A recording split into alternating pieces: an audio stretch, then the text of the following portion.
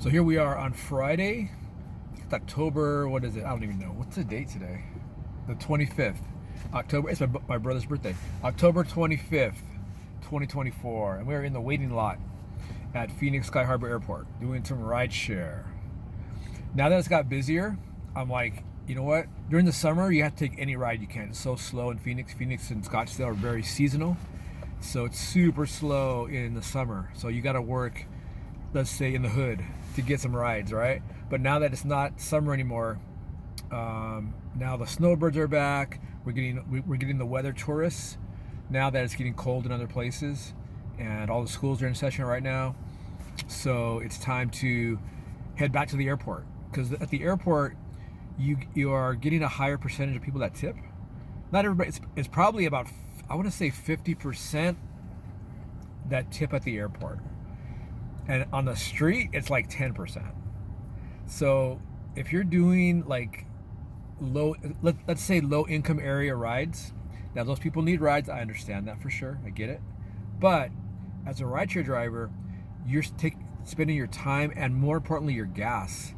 You have to make as much money as you possibly can on every ride. You can't, unless you're just like totally doing this for fun, like you're retired and you're just doing this for fun, then yeah, go ahead and do low income rides, the no tip low income rides. Like I'm talking about $4 rides where you literally, the driver makes $4, $5, $6, even $7. It's almost like a waste of time, because say I take a $6 ride. I'm in the summer, it's slow. I gotta take anything I can take, right? I take a $6 ride. It takes me, with traffic and traffic lights and all that, it takes me about 10 minutes to get there, right? I'm not that far, but it just takes, because of traffic and red lights, it takes 10 minutes to get there. The person, for some reason, a lot of people that are low income, they make you wait for Lyft. You got a 5-minute grace period. With Uber, it's 7 minutes, but I do Lyft. So it took me 10 minutes to get to you.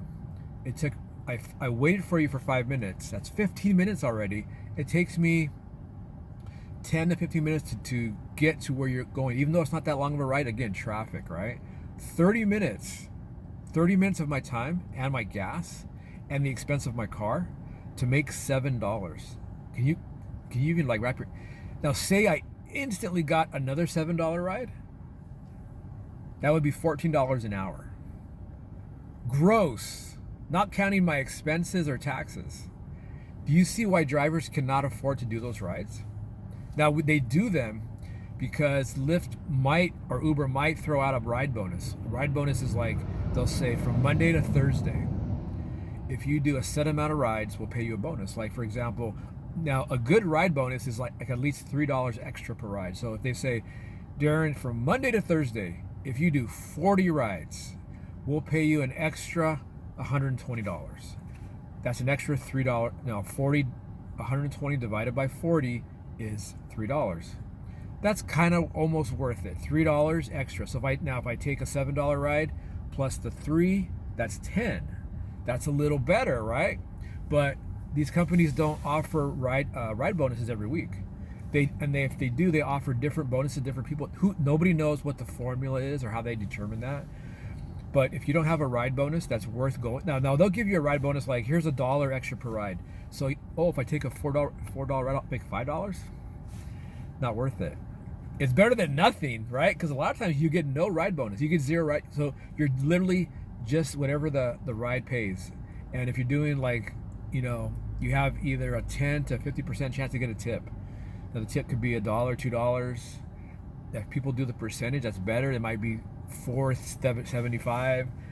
Somebody might be feeling generous and tip you $10. Once in a while you get a cash tip. It could be $5, $10.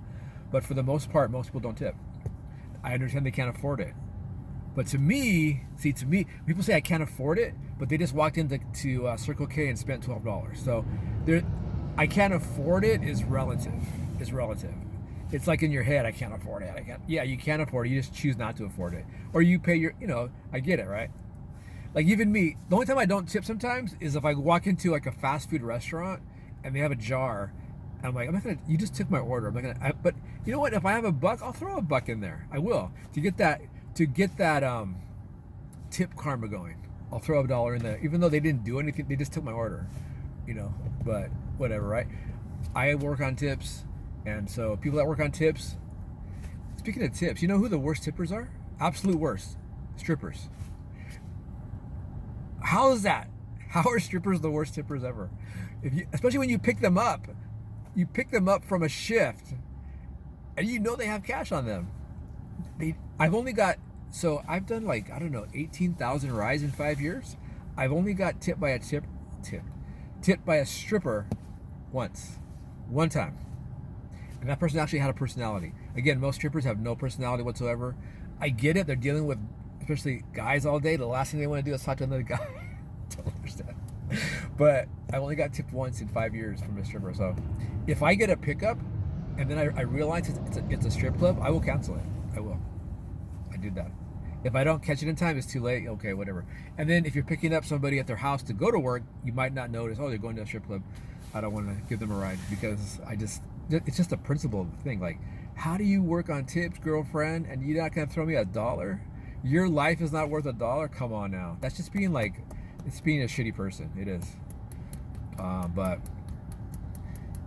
yeah, so I'm in the waiting lot now, and I'm doing better on how much I'm making way better than I was in the summer. I'm averaging about $20 per ride. I'll make like $200 on 10 rides. But you got to sit here and wait in the waiting lot to get a ride. So that's the only down part. But then you figure, just relax your mind. Relax your mind, because when you're just grinding out $7 rides like in the summer in traffic all day, it just, even though it's not a physical job, I'm sitting down all day, I'm in air conditioning, it's mentally draining. It just drains your battery, right? It's like your phone. You can be using your phone a lot, that'll drain it more, but even just not using your phone, just having it on, and it drains the battery. So that's my rant, my rideshare rant. I need to start doing rideshare rants every day in my downtime, because a lot of people use rideshare, and it's good to kind of hear the perspective of the drivers, like what it's like to be a driver, dealing with people, things. So I'm gonna start doing that. This is my old phone, so I don't have internet or Wi-Fi in this phone, but I can record videos, and then when I get home I can download them, and I'm gonna start doing that. Let's see, what should we call it? What should we call this series? Rideshare rants. How about rideshare rants with Darren? How about that? Let's do that. So this is video 1 right here on October 25th, 2024. I'll talk to you guys later.